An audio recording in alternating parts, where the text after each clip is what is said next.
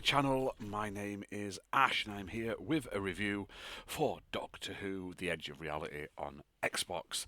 Now, this came out back in 2021, published by Maze Theory, and I picked it up on sale a while ago and I finally gotten around to playing it, and honestly, I wasn't super impressed by it.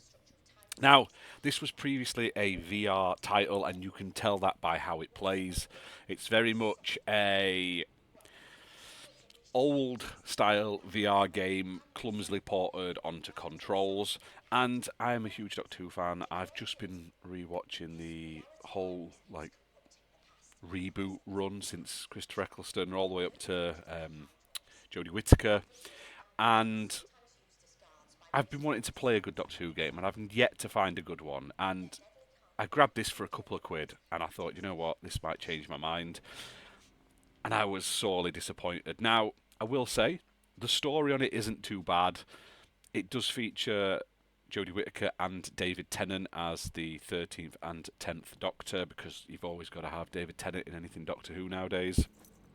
And it sees you playing across a few different levels against Daleks and Cybermen and stuff like that.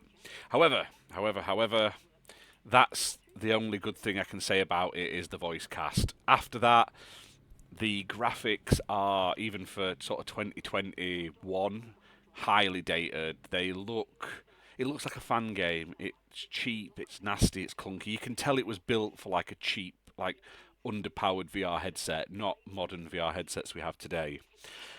On top of that, there's only a handful of levels. I think there's 5 or 6 levels, and it only takes you 5 hours to get through the entire game. Some of the levels aren't that exciting. I mean, seeing the TARDIS in full 3D was pretty cool. I did like that, but I will say the other levels were just a bit lackluster. It could have been any sort of walking sim game. They've just slapped a sonic screwdriver on it and a really ugly 3D hand. And if that's not insult to injury, they've also charged an extra £5 for the deluxe edition on top of the £19.99 for the standard edition to get different sonic screwdrivers and gloves. That's right, they've charged an extra £5 on a game that should have been a fiver anyway to allow you to change your gloves. So bear that in mind when you're playing it. I mean, if you can pick it up in a sale, I think I only paid £2 or £3 for it. And at that, it wasn't bad for a Doctor Who fan, just for the extra story and stuff, and seeing obviously David Tennant and Jodie Whittaker in it and everything. That wasn't bad. But the gameplay is mundane at best. It's a lot of wandering about, picking things up, light puzzle solving and stuff like that. I tell you, the worst one was the TARDIS, because you have to follow a pattern.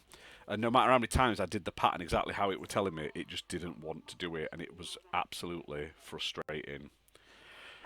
It's dark, it's gloomy, I get that it's supposed to be like, but it just feels overly dark to make up for the lack of graphics and probably detail in the environment. And yeah, I mean, Who fans will probably enjoy it. Other fans, if you're a fan of the TV show, you may do. If you're not super into combat and stuff, you might get a kick out of it. There's only being caught, basically. You don't really do any fighting. It's sort of sneak, evade, and carry out mundane tasks. But other than that, like I say, I think it's well overpriced for what you get. And I hope that if we get another Doctor Who game in the future, it's much better than this. But anyway, guys, it's available on Xbox right now, $19.99 for Xbox One and Xbox Series X and S. So hit that like button, hit subscribe, guys, and I'll see you soon for more gaming content. Thanks for watching.